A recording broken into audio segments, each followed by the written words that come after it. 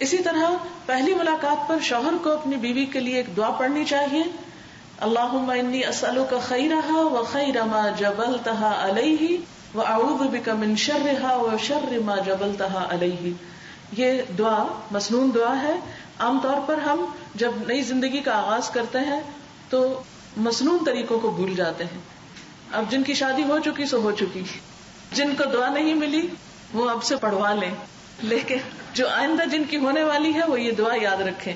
جی لیکن یہ شوہر کو پڑھنی چاہیے. جی معنی کیا ہے دعا کا؟ اے اللہ میں تجھ سے اس عورت کی بھلائی کا سوال کرتا ہوں، اور جس طبیعت پر اس عورت کو پیدا کیا گیا ہے اس کی بھلائی کا سوال کرتا ہوں، کیونکہ فطرت تو نہیں بدل سکتی نا، عادتیں تو وہ راسخ ہوتی ہیں، لیکن یا اللہ اب جو بھی عادت ہے اس کے اندر تو خیر پیدا کر دے اور بھلائی پیدا کر دے. اور تجھ سے پناہ مانگتا ہوں اس عورت کے شر سے اور جس طبیعت پر اس کو پیدا کیا گیا ہے. پھر اسی طرح ایک اور دعا بھی سکھائی گئی ہے جو کہ آئندہ نسلوں کو شیطان سے بچانے کی. بعض اوقات ایسا ہوتا ہے کہ ہم کہتے ہیں کہ بچے بہت دین سے دور ہیں، یا بچوں کے اندر وہ خیر نہیں، یا بچوں کی تربیت کیسے کریں. تو بات یہ ہے کہ تربیت تو پیدائش کے بعد نہیں شروع ہوتی.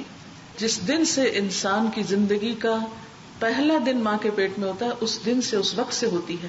تو اس موقع کی یہ دعا سکھائی گئی ہے، اور اس میں بھی جو معنی بتایا گیا وہ یہی کہ اللہ تو ہمیں شیطان سے محفوظ رکھ، اور جو اولاد تو ہمیں دے اس کو بھی شیطان سے بچا. جیسا کہ حضرت مریم کی والدہ نے ان کی پیدائش کے موقع پر بھی یہ دعا مانگی تھی، انی اعیذھا بک وذریتھا من الشیطان الرجیم. اللہ میں اس بچی کو اور اس کی آئندہ آنے والی نسلوں کو شیطان مردود سے بچا کر تیری پناہ میں دیتی ہوں. پھر یہ ہے کہ نکاح کے بعد اگر رخصتی ہو، یعنی دونوں طریقے ہوتے ہیں، ایک تو یہ کہ نکاح کے بعد رخصتی فوراً ہو جائے، دوسرا یہ کہ کچھ عرصے کے بعد ہو، جیسے حضرت عائشہ رضی اللہ تعالی عنہا کے نکاح اور رخصتی میں بیچ میں ایک وقفہ تھا. تو اگر رخصتی فوراً ہو تو پھر اس کے بعد ولیمہ کرنا جو ہے یہ مسنون ہے. تو اصل دعوت ولیمے کی دعوت ہوتی ہے. شادی کر کے ایک بہترین رفیقہ حیات کا میسر آ جانا بلا شبہ اللہ تعالیٰ کی بہت بڑی نعمت ہے، اور انسان کو دلی خوشی میسر ہوتی ہے. تو ولیمہ اس خوشی کے اظہار کی ایک عملی شکل ہے. نبی صلی اللہ علیہ وسلم نے ایک اور جگہ پر فرمایا الدنیا متاع، دنیا ساری کی ساری فائدے کی چیز ہے. وخیر متاع الدنیا المرأة الصالحہ، اور سب سے بہترین متاع جو دنیا کی ہے وہ نیک عورت ہے. رسول اللہ صلی اللہ علیہ وسلم نے خود بھی ازواج مطہرات سے نکاح کے وقت ولیمہ فرمایا. سیدنا انس سے روایت ہے کہ میں نے نہیں دیکھا کہ رسول اللہ صلی اللہ علیہ وسلم نے اپنی کسی بیوی سے شادی پر ایسا ولیمہ کیا ہو جیسا آپ نے ام المومنین سیدہ زینب سے شادی پر کیا تھا. رسول اللہ صلی اللہ علیہ وسلم نے اس ولیمے پر ایک بکری ذبح کی تھی، یعنی اس کے علاوہ بکری ذبح نہیں کی، جو بھی چیز میسر ہوتی تھی وہی کھلا دی جاتی تھی، کیونکہ حضرت زینب کا نکاح تو اللہ تعالیٰ نے خود کیا تھا نا آسمانوں پر. رسول اللہ صلی اللہ علیہ وسلم نے فرمایا جب تم میں سے کسی کو ولیمے کے کھانے پہ بلایا جائے تو وہ لازماً آئے، یعنی دعوت قبول کرے. سیدنا ابو ہریرہ کہتے ہیں کہ رسول اللہ صلی اللہ علیہ وسلم نے فرمایا ولیمہ کا وہ کھانا برا ہے جس میں خوشحال اور دولت مندوں کو بلایا جائے اور فقراء کو چھوڑ دیا جائے. ولیمے کا وہ کھانا کس نے کہا برا ہے؟ رسول اللہ صلی اللہ علیہ وسلم نے، کہ جس میں انویٹیشن صرف امیروں کے لیے ہو اور غریبوں کو خواہ وہ رشتہ داری کیوں نہ ہو ان کو فراموش کر دیا جائے. ولیمے میں رسول اللہ صلی اللہ علیہ وسلم کے طریقے کی پیروی کرنے کا صحیح معنی کیا ہے کہ ولیمے میں سادگی اور آسانی کو زیادہ سے زیادہ ملحوظ رکھا جائے. ولیمہ شوہر کی معاشی حیثیت کے مطابق ہو، یعنی ضروری نہیں کہ کوئی بہت بڑی فیسٹ ہو تو پھر ہی آپ جائیں، معمولی چیز کے ساتھ بھی ولیمہ ہو سکتا ہے، اور اس میں بھی دوسرے فریق پر بوجھ نہیں ڈالنا چاہیے. شادی کے مرحلے تک تو سب بہت خوش رہتے ہیں اور بہت ایک اچھی فیلنگ ہوتی ہے، لیکن شادی ایک بہت بڑی ذمہ داری بھی ہے. یہ محض کھیل نہیں، محض ایک خوشی کا موقع نہیں، یہ نسل انسانی کو پروان چڑھانے کے لیے اللہ تعالیٰ نے ایک جائز اور حلال طریقہ ایک قانون کے اندر رکھا، اور جس میں دونوں کے اوپر کچھ لائبلٹیز، کچھ ذمہ داریاں اور کچھ رسپانسبلٹیز ڈالی. وہ کیا ہیں؟ سب سے پہلی بات تو یہ کہ شوہر اور بیوی کو ایک دوسرے کا بہت خیر خواہ اور رازدان ہونا چاہیے. قرآن پاک میں اللہ سبحانہ وتعالیٰ نے دونوں کو ایک دوسرے کا لباس بتایا ہے. ہن لباس لکم وَأَنْتُمْ لِبَاسٌ لَهُنَّ, وہ تمہارا لباس ہے, تم ان کا لباس ہو. لباس کیا کرتا ہے؟ لباس انسان کو زینت بخشتا ہے, خوبصورتی دیتا ہے. دونوں ایک دوسرے کے لیے خوبصورتی کا ذریعہ ہے. لباس پروٹیکشن دیتا ہے, یعنی حفاظت کرتا ہے. ایک دوسرے کی حفاظت اور ایک دوسرے کی کیئر کرنی چاہیے. ایک دوسرے کے خوشی اور غم کے بارے میں کنسرن ہونا چاہیے. یہ نہیں کہ ایک دوسرے سے بے نیاز اور بیزار ہو کے زندگی بسر کی جائے. دونوں ایک دوسرے کے لیے لازم و ملزوم کی حیثیت رکھتے ہیں. پھر اسی طرح لباس انسان کے عیبوں کو چھپاتا ہے. دیکھیے یہ صرف نئی شادی والوں کے لیے نہیں ہے باتیں, ہم سب کے لیے ہیں, پرانوں کے لیے بھی ہیں, جن کی شادی ہو چکی ہے یا ہونے والی, سب کے لیے یہ تعلیمات ہیں. کیوں؟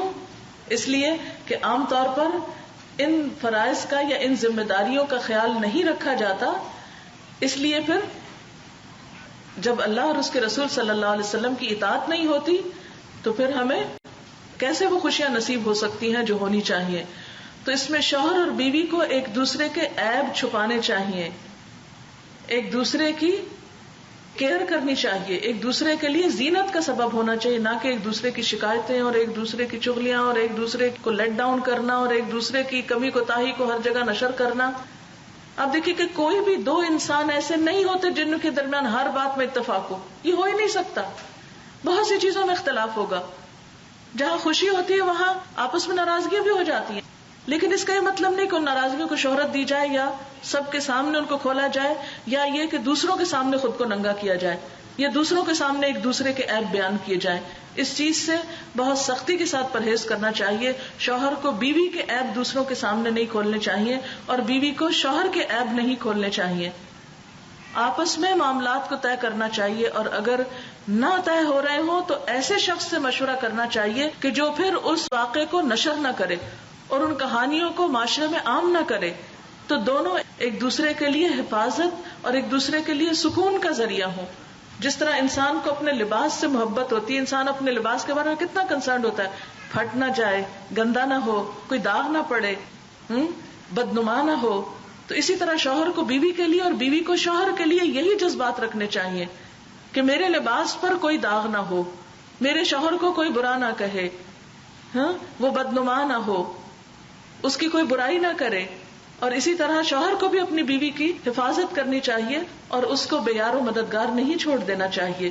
پورا ایک سیشن اس آیت کی تفسیر کے لیے چاہیے, بہت ہی خوبصورت آیت ہے. بہرحال سب سے پہلے بیوی کے حقوق. قرآن پاک میں اللہ تعالیٰ فرماتے ہیں وَعَاشِرُوهُنَّ بِالْمَعْرُوفِ, کہ ان عورتوں کے ساتھ بھلے طریقے سے زندگی بسر کرو. جیسے ہم کہتے ہیں نا عام زبان میں شرافت سے زندگی بسر کرو, تو اسی طرح عاشروہن بالمعروف, بھلے طریقے سے زندگی بسر کرو. رسول اللہ صلی اللہ علیہ وسلم نے فرمایا لوگوں سنو, عورتوں کے ساتھ اچھے سلوک سے پیش آؤ کیونکہ وہ تمہارے پاس قیدیوں کی طرح ہے. ظاہر ہے کہ نکاح کی قید میں آتی ہیں, تمہیں ان کے ساتھ سختی کا برتاؤ کرنے کا کوئی حق نہیں سوائے اس صورت کے جب کہ ان کی طرف سے کوئی کھلی ہوئی نافرمانی سامنے آئے. اگر ایسا کر بیٹھے تو اپنی خوابگاہوں میں ان سے علیحدہ رہو, اور انہیں مارو تو ایسا نہ مارو کہ شدید چوٹ آئے, کیونکہ بعض اوقات ایسی صورت بھی پیش آتی ہے اگرچہ پسندیدہ نہیں. نبی صلی اللہ علیہ وسلم نے فرمایا کہ میں نے کبھی کسی عورت پر ہاتھ نہیں اٹھایا, حتیٰ کہ جنگ میں بھی یا کسی بھی موقع پر. اور آپ نے فرمایا لن یضرب خیارکم, تم میں سے اچھے کبھی بھی نہیں مار سکتے. لیکن بعض جگہوں پر جتنی بھی نصیحت کی جائے, جتنا بھی سمجھایا جائے, بعض طبیعتیں ایسی ہوتی ہیں کہ ان کی تسکین ہی نہیں ہوتی مارے بغیر. تو بہرحال ایسے صورت میں بھی فرمایا کہ ایسا نہ مارو کہ شدید چوٹ آئے. ابن عباس کہتے ہیں پھر کیسا, تو آپ نے فرمایا جیسے ایک مسواک, یعنی ان سے پوچھا گیا تو انہوں نے کیا کہا جیسے ایک مسواک کے ساتھ ایسے تھوڑا سا ہٹ کرتا ہے, تو اس طرح. اور جب وہ تمہارے کہنے پہ چلنے لگے تو خواہ ان کو ستانے کے بہانے نہ ڈھونڈو, دیکھو تمہارے کچھ حقوق تمہاری بیویوں پر ہیں اور تمہاری بیویوں کے کچھ حقوق تم پر ہیں. اسی طرح شوہر کو اپنی بیوی کے بارے میں گمان اچھا رکھنا چاہیے. آپ دیکھیے کہ جو گمان ہوتا ہے اسی پر انسان کا عمل معاملہ ہوتا ہے. قرآن پاک میں اللہ تعالیٰ فرماتے ہیں فَإِن كَرِهْتُمُوهُنَّ, اگر تم ان کو ناپسند بھی کرتے ہو, یعنی بیوی کی کوئی عادت تمہیں اچھی نہیں بھی لگتی, فَعَسَىٰ أَن تَكْرَهُوا شَيْئًا وَيَجْعَلَ اللَّهُ فِيهِ خَيْرًا كَثِيرًا, تو ہو سکتا ہے کہ ایک چیز تمہیں ناپسند ہو اور اللہ تعالیٰ اسی میں تمہارے لیے بہت بڑی بھلائی رکھ دے. یعنی ضروری نہیں کہ شوہر اور بیوی دونوں ایک دوسرے کے لیے بالکل پرفیکٹ ہو, اور ایک دوسرے کی عادتیں بہت پسند ہوں. نہیں، پسندیدگی کے باوجود بھی آپ نے دیکھا ہوگا کہ جہاں بہت سے کپلز لو میرج کرتے ہیں یا پسند کر کے بھی شادی کرتے ہیں، بعد میں ایک دوسرے کا حال کیا کرتے ہیں. بہت سی مثالیں آپ کے سامنے ہوں گی. تو ناپسندیدگی کا عنصر ساتھ ہی ہوتا ہے. 100% ضروری نہیں کہ کسی کی ہر بات ہی آپ کو پسند ہو، لیکن اگر کوئی بات دل کو اچھی نہ بھی لگے تو ایسی صورت میں صبر سے کام لو. ہو سکتا ہے کہ اسی چیز میں تمہارے لیے بہت بڑی بھلائی ہو. بعض اوقات آپ نے دیکھا ہوگا کہ ہمیں دوسرے کی نصیحت اچھی نہیں لگتی.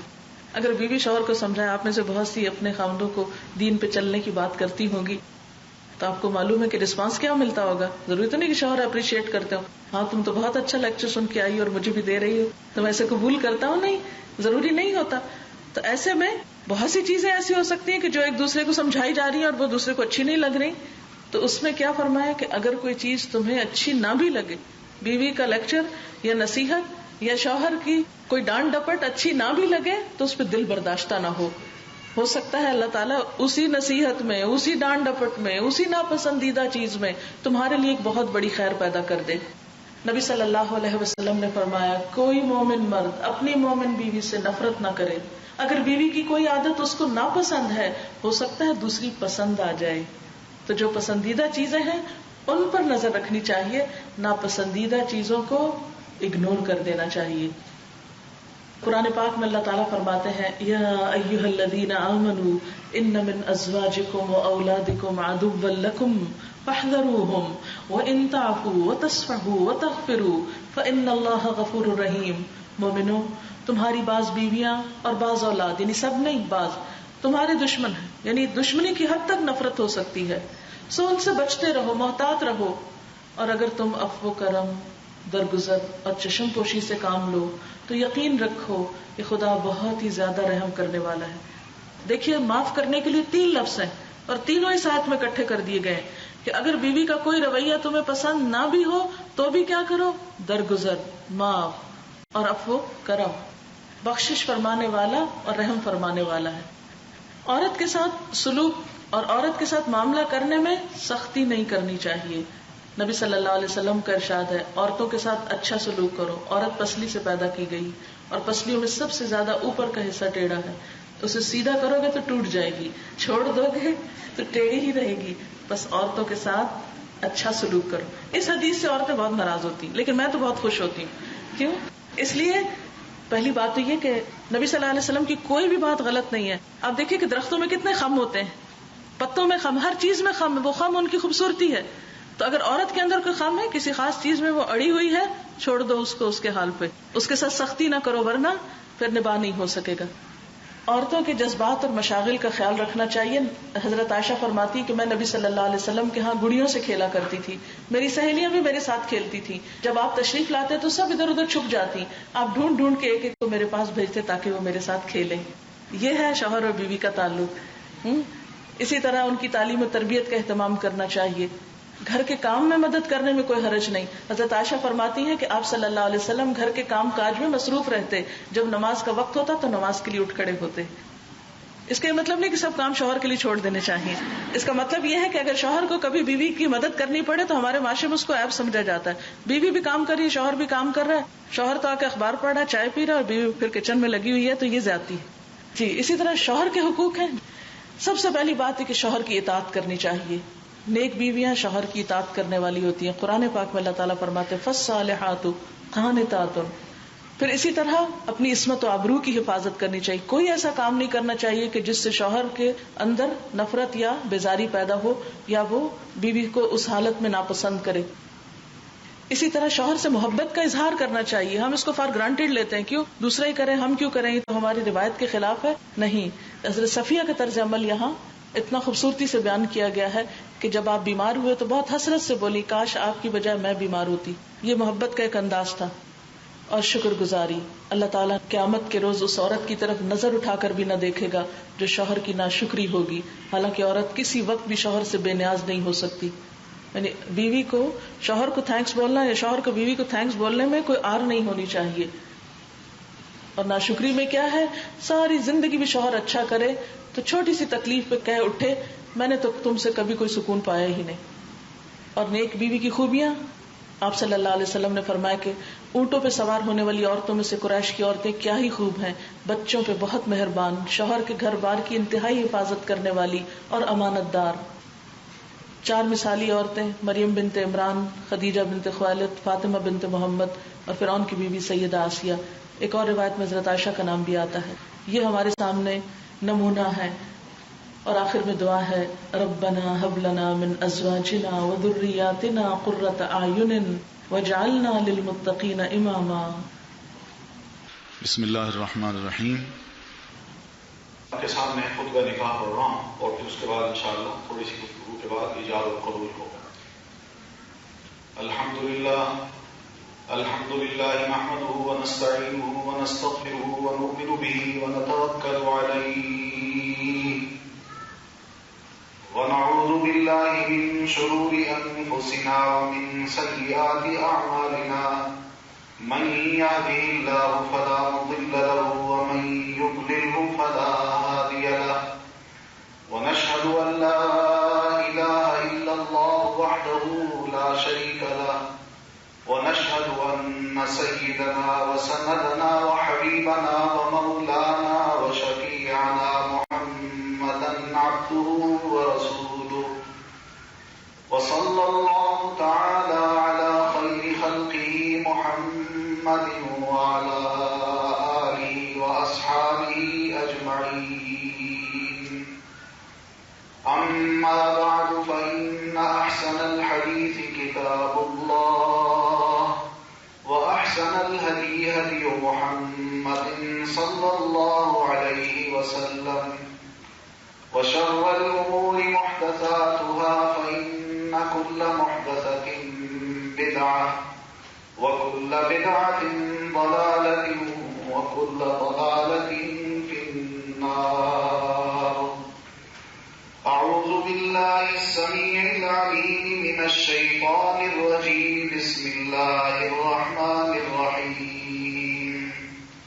يا أيها الناس اتقوا ربكم الذي خلقكم من نفس واحدة وخلق منها زوجها وبث منهما رجالا كثيرا ونساء، واتقوا الله الذي تساءلون به والأرحام، إن الله كان عليكم رقيبا۔ يا أيها الذين آمنوا اتقوا الله حق تقاته ولا تموتن إلا وأنتم مسلمون۔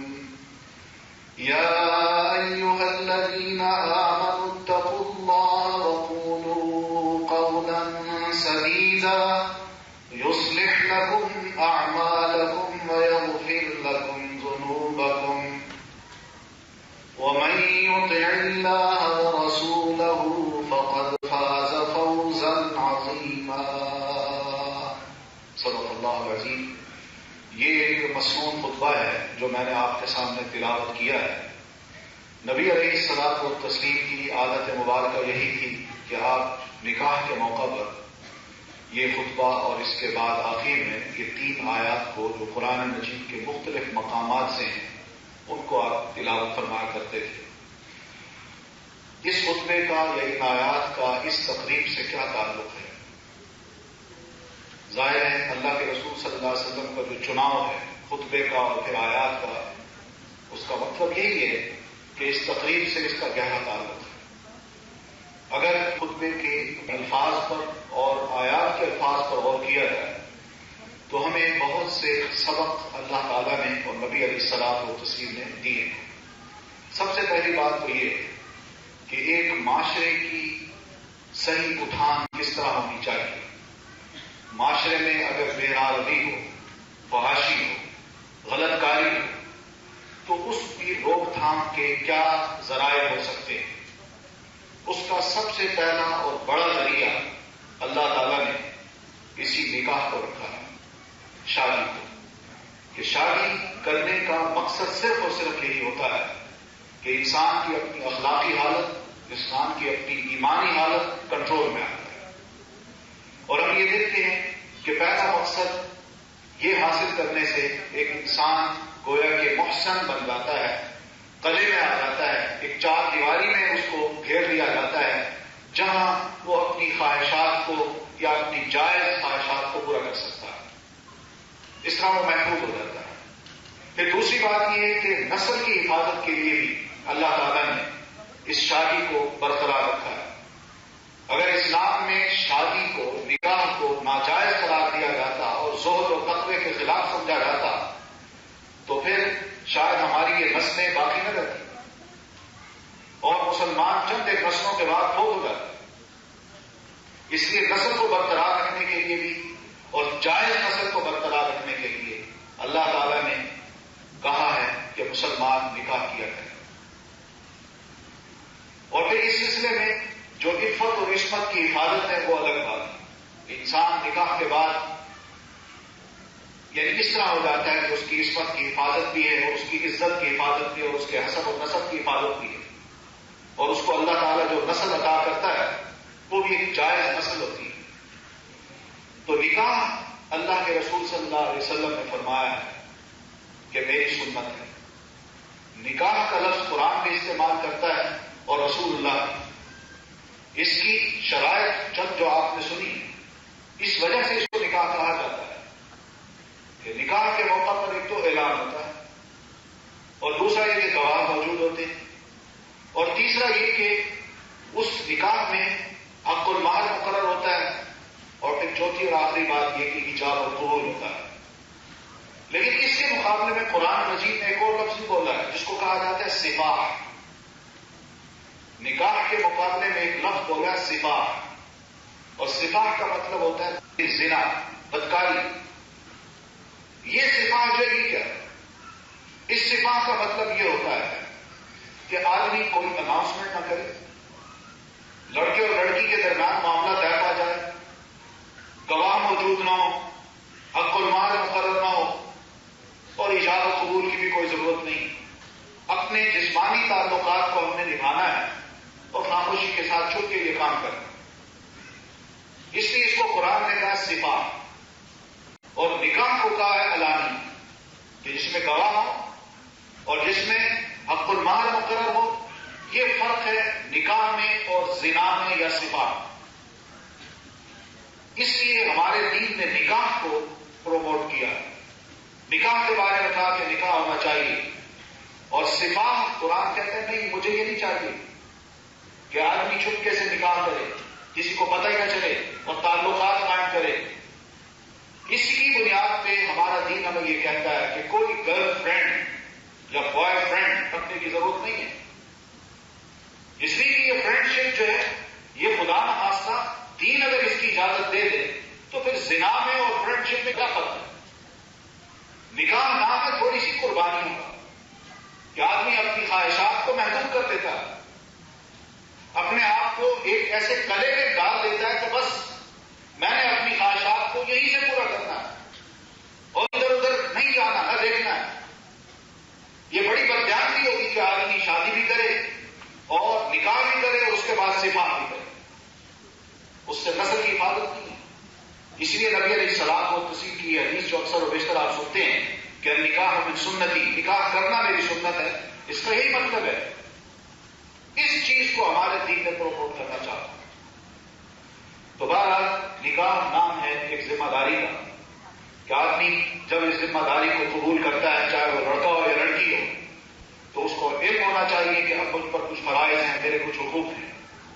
تو دونوں ایک دوسرے کے حقوق اور فرائض کو اگر ادا کرتے رہیں تو اس طرح یہ گاڑی زندگی کی بہت اچھی چلتی ہے۔ اور اگر خدا نخواستہ کو یہ کہ میں فرائض کو ادا نہیں کروں گا لیکن اپنے حقوق لوں گا تو اس طرح گاڑی نہیں چلتی۔ یہی وجہ ہے کہ اس گھر میں جہاں حقوق لیے جائیں اور فرائض ادا نہ کیے جائیں، اس گھر میں ہمیشہ کوئی نہ کوئی چک پک رہتی، لڑائیاں ہوتی اور میاں بیوی کے درمیان انبن رہتی، جس سے اولاد تک متاثر ہوتی۔ ہمارے یہاں اکثر و بیشتر یہ سوال ہوتا ہے کہ گھروں میں یہ لڑائیاں، بدگمانیاں، یہ سب چیزیں کیوں پیدا ہوتی ہیں؟ اس کی بھی ایک بنیادی وجہ ہے۔ قرآن مجید کے لیے آیات جو خطبہ نکاح میں نے آپ کے سامنے پڑھی، اس میں آپ دیکھیے تینوں آیات میں ایک بڑی اہم بات ہے جس پر بڑا زور دیا گیا، اور ایک ہی بات ہے، اور وہ ہے خدا کو بھی تقوی. تینوں آیات میں تقوی کی بات اللہ تعالیٰ نے کی کہ خدا کا خوف رکھ کے ایک آدمی لوگوں کو گواہ بنا کے, اللہ کو گواہ بنا کے, صرف ہاں کہہ کے ایک حرام چیز کو اپنے لیے جب حلال کرتا ہے تو اس کا کیا مطلب ہے؟ اس کا مطلب یہ ہے کہ آئندہ بھی تقوی کی زندگی گزارنی چاہیے, خدا خوفی کی زندگی. کوئی خدا خوفی کے بغیر اگر زندگی گزارتا ہے اور ایک دوسرے کے حقوق مانتا ہے تو پھر یہی کچھ ہوگا. خدا خوفی جب دل سے نکل جائے تو پھر یہی کچھ ہی ہوگا کہ انسان ایک دوسرے کے حقوق مارے گا, اپنے فرائض کو ادا نہیں کرے گا اور مسائل کھڑے ہوں گے. تو ان مسائل کو حل کرنے کا ایک بنیادی طریقہ ہمارے دین نے یہی بتایا ہے کہ اتقوا اللہ, خدا خوفی اپنے دل میں پیدا کرو. میاں اگر گھر میں نہیں ہے تو میاں کے گھر میں جو بھی امانتیں رکھی ہیں, پیسہ رکھا ہے, اس کی چیزیں ہیں اور اس کی عطا کردہ چیزیں ہیں. اب بیوی ایک امین ہے تو اپنے خاوند کی چیزوں کی حفاظت کرے. بیوی خاوند کی عصمت اور عزت کا نام. میاں اگر گھر میں نہیں ہے تو یہ بیوی پر فرض عائد ہوتا ہے کہ وہ اپنی عصمت اور عزت کی حفاظت کرے, ورنہ امانت میں خدا نہ خاصہ خیانت ہو. اور میاں اگر گھر سے باہر جاتا ہے تو اس کی بھی ذمہ داری ہے کہ وہ اپنی عزت اور عفت کی حفاظت کرے, کیونکہ اس نے کسی کو زبان دے رکھی ہے.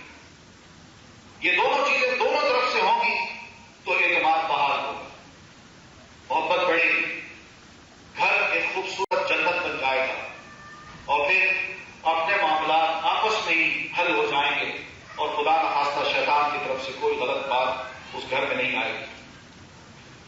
تو بہرحال آج کی جو یہ تقریب ہے اس میں ایک بات آپ سے یہ کہہ دوں کہ بچیاں جس کے پاس بھی ہیں, بچے جس کے پاس بھی ہیں, وہ اللہ کی طرف سے ایک امانت ہوتی ہے. اس امانت کا پاس کرنا باپ کی ذمہ داری ہے, باپ کی, کہ وہ اپنی اس بچی کی, اپنے بچے کی پوری حفاظت کرے. خدا نہ خواستہ اس کو کوئی دھبا یا داغ نہ لگ جائے. یہ امانت اللہ اس کو دیتا ہے اور پھر اس امانت کو امین کے سپرد کرنا ہوتا ہے کہ اس کی زندگی میں کوئی ایسی بات نہ ہو کہ وہ بچی ایک امین کے پاس نہیں رہی. خدا نہ خواستہ والد نے اس کا پورا خیال نہیں کیا. الحمدللہ اپنی طرف سے حد الامکان بھی کوشش کی کہ اپنی بچی کی جو بہتر سے بہتر تربیت ہو سکتی تھی وہ کی, اور آج بحیثیت والد کے میں اپنی اس بچی کی امانت کو اس امین کے سپرد کر رہا ہوں جو اللہ نے بحیثیت ایک باپ کے مجھ پر ذمہ داری عائد کی تھی, اور آپ سب اس کے انشاءاللہ گواہ ہیں.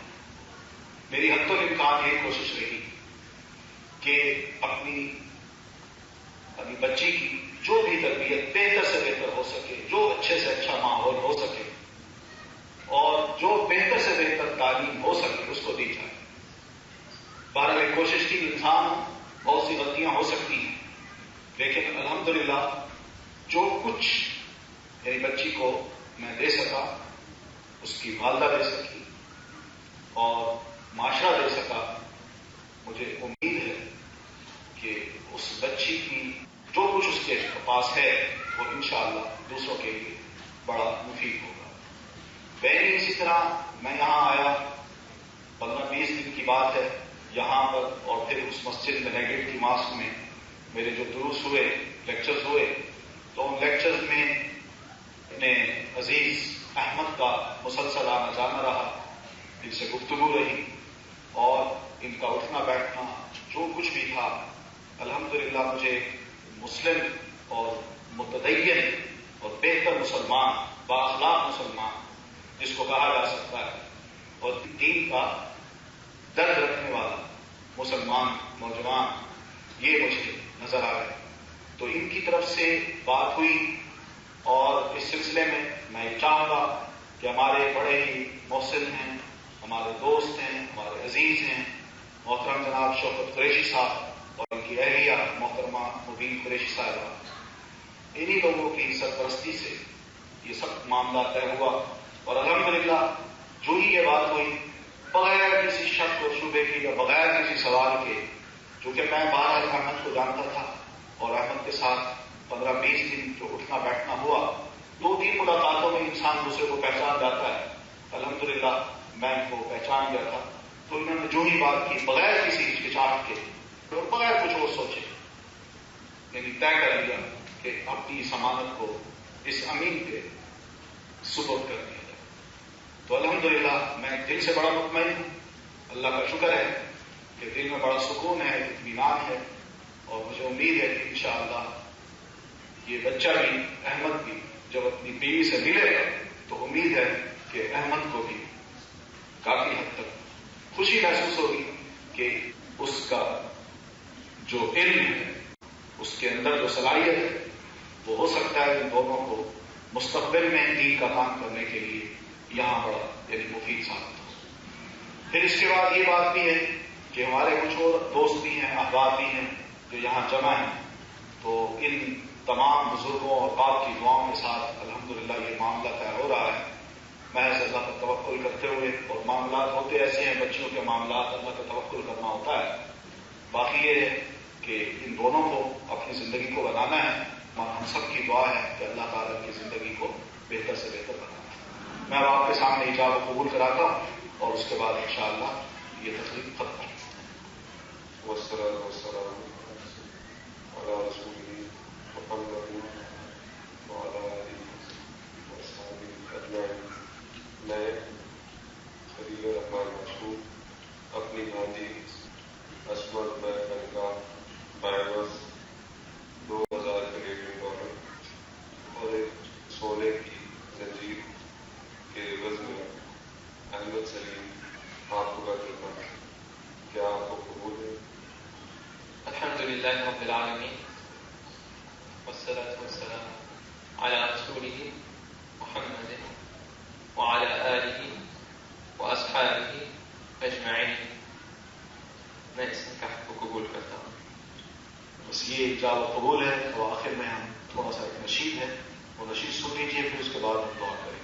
طلع البدر علينا من ثنيات الوداع وجب الشكر علينا ما دعا لله داع. طلع البدر علينا من ثنيات الوداع وجب الشكر علينا ما دعا لله داع.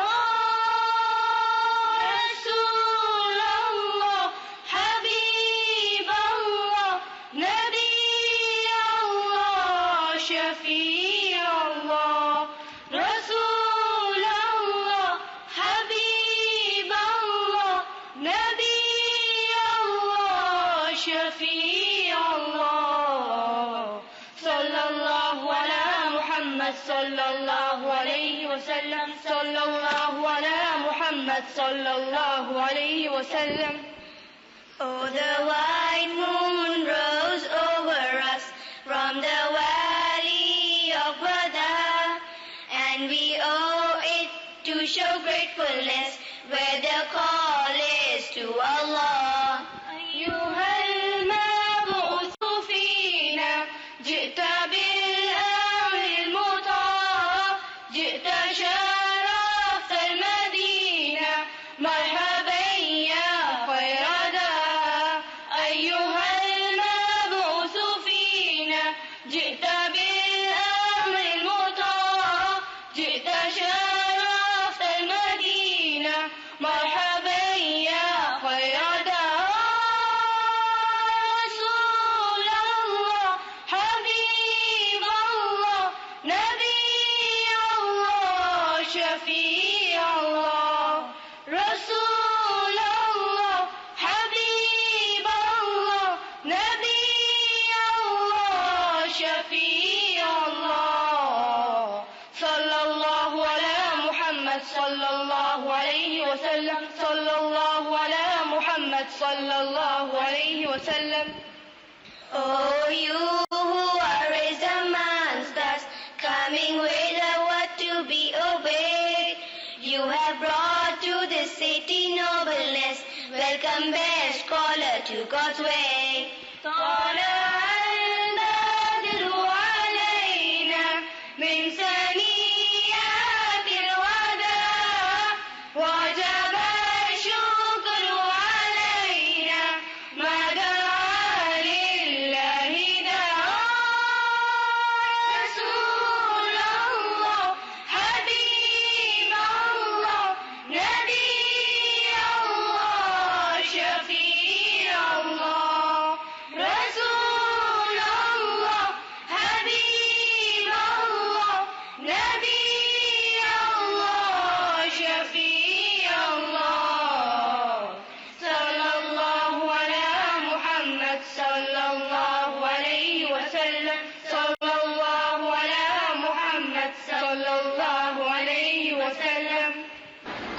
پانچ کسی کلمے میں ہے الحمد للہ ولا الہ الا اللہ واللہ اکبر ولا حول ولا قوة الا باللہ العلی العظیم اللهم صل على محمد وعلى آل محمد كما صليت على إبراهيم وعلى آل إبراهيم إنك حميد مجيد اللهم بارك على محمد وعلى آل محمد كما باركت على إبراهيم وعلى آل إبراهيم إنك حميد مجيد ربنا آتنا في الدنيا حسنة وفي الآخرة حسنة وقنا عذاب النار ربنا لا تزغ قلوبنا بعد إذ هديتنا وهب لنا من لدنك رحمة إنك أنت الوهاب ربنا هب لنا من أزواجنا وذرياتنا قرة أعين واجعلنا للمتقين إماما ربنا هب لنا من أزواجنا